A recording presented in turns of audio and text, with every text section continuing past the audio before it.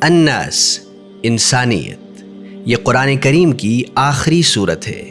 پچھلی صورت الفلق کی طرح یہ بھی اللہ سے شر کے خلاف حفاظت کے لیے ایک دعا کے طور پر نازل ہوئی۔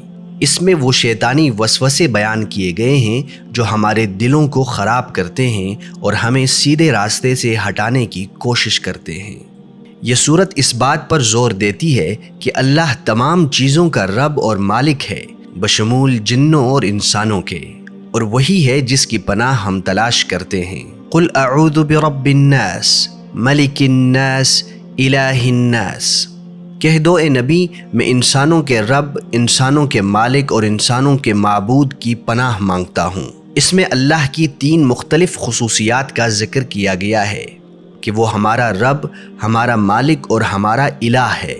رب اس ذات کو کہتے ہیں جس نے ہمیں پیدا کیا، رزق دیا اور ہماری دیکھ بھال کی۔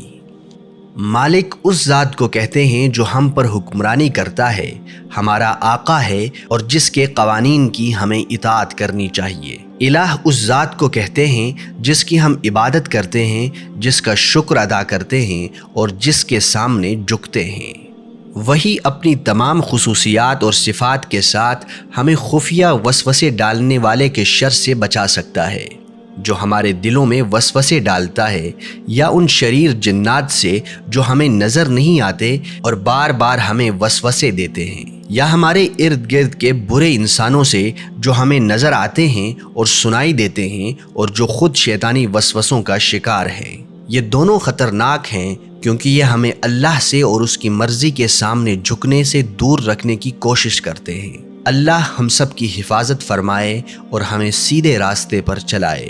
ہماری ویب سائٹ پر جائیں اور ہمارے مشن اور پروجیکٹ میں تعاون کر کے مزید ویڈیوز بنانے میں ہماری مدد کریں۔